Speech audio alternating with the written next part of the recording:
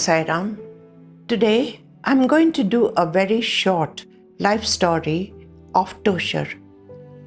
Toshar's life is very interesting as he gives us some insights into how Baba taught and dealt with the numerous devotees that came to him. Toshar was a young man who worked in the customs department from 1910 to 1926.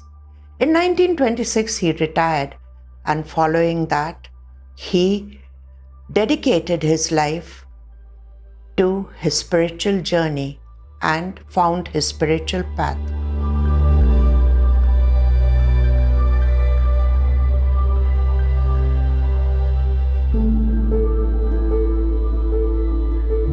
He was fortunate to hear the kirtan of Das Ganu Maharaj. Das Ganu, after completing the kirtan, would talk about the glorious omnipresence and divinity of Baba. After the kirtan was over, Toshar went to Das Ganu and asked him if Baba was still alive. Das Ganu assured him that Baba was indeed at Shirdi and he ought to go and meet him, as Baba would give him some spiritual pearls that he could live his life by. Hearing this, about 5 days after the kirtan, Toshar came to Shirdi. When he walked into the Dwarkamai, he realized that what Das Ganu said was totally true.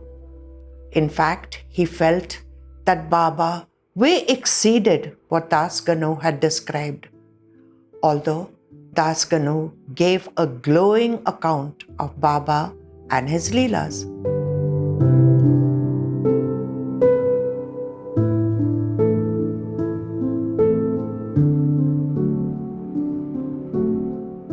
Toshar then took sannyas, and this he did by taking it from Vedasram Swami of Kashi of the Taraka Mutt at Durgaghat. He thus became a sannyasi of Vai.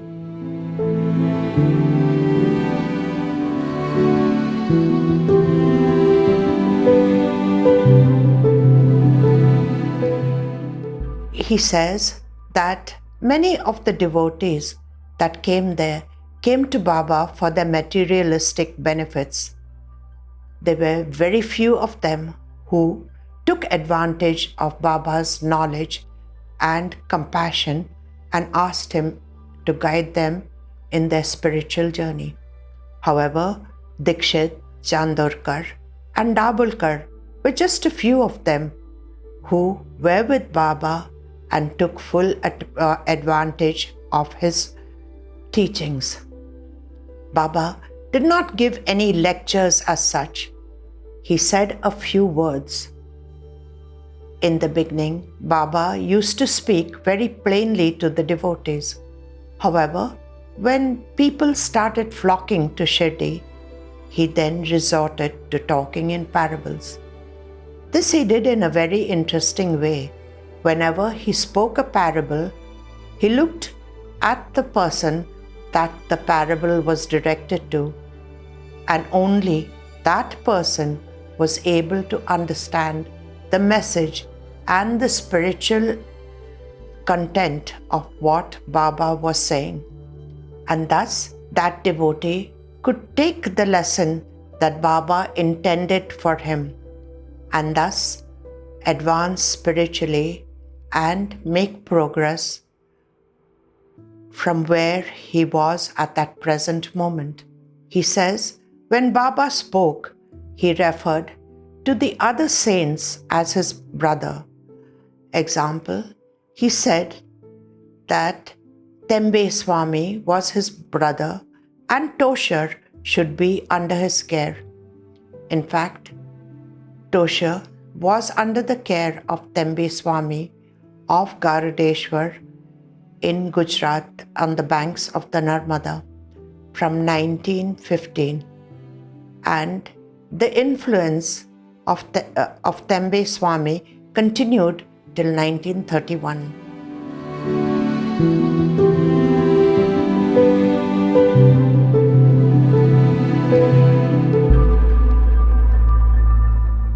Baba had a different method of working on each and every devotee so that he guided them spiritually. Usually, he worked upon them internally. An apt example of this is Megha. And when Megha came to Shirdi, he was so anti-Baba and was sure that he was a Muslim, and worshipping him would make him go to hell. Baba quietly worked upon Megha internally, and thus, after a few months of being with Baba, Megha started chanting Sai Shankar, because he believed that Baba was the living Shiva. Another example is how he worked internally upon the European judge who was to give a verdict on the 5 accused people from Shirdi who were accused of molesting a Marwadi woman.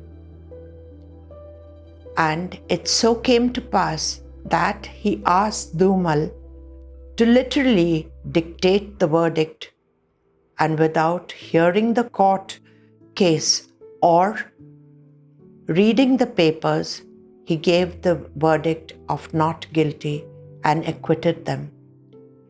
These are some of the methods that Baba worked upon the people internally.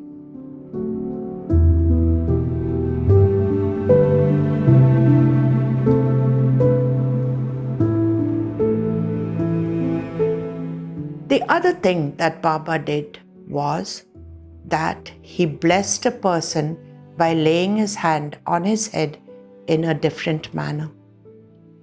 To some devotees, he just passed his hand over the head gently. To others, he tapped their heads.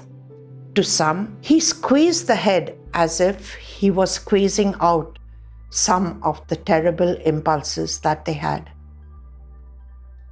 Other devotees were patted on the back, and then Baba would pass the hand over the head. In yet others, Baba did not even touch the head, but he passed his hand right above it.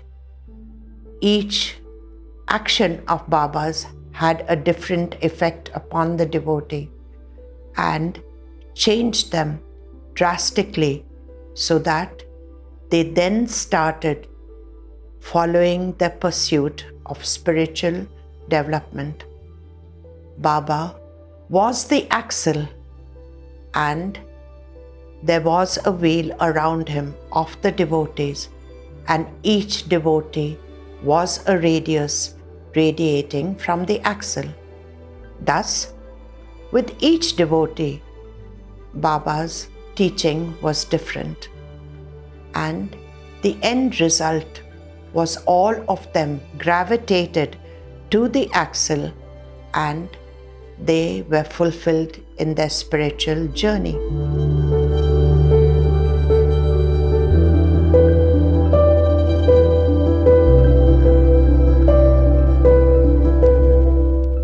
The other thing that Tosha says, that a devotee or a disciple may change one guru and go to the other, especially if his own guru has taken Mahasamadhi. The other thing that he says is that each guru is a stepping stone for the disciple in their spiritual endeavor. Thus, going from one guru to another is desirable, as the devotee can take advantage of each guru that he comes in contact with. Tosha took sannyas, yet he lived in the same home as his mother and his wife. However, he strictly followed the tenets of a sannyasi. And he says that it did not affect him in any way, although he lived in the same house.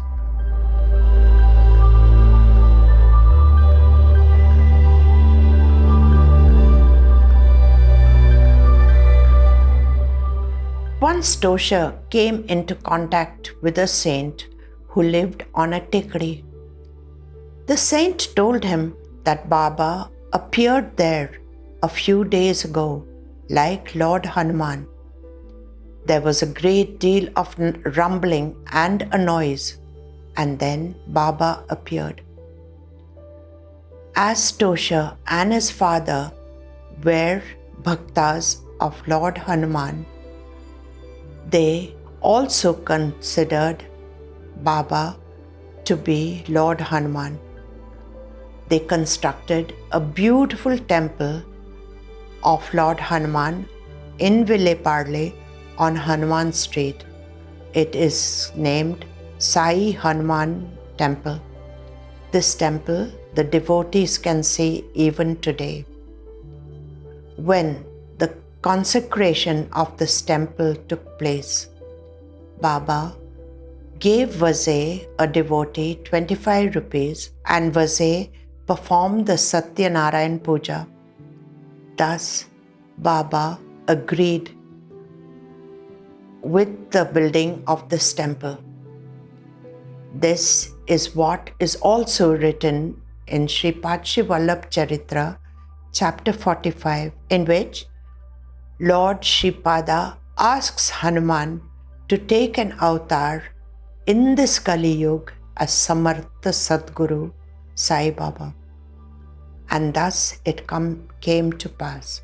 With this, I will conclude this very short but interesting life of Tosha. Om Sai Ram.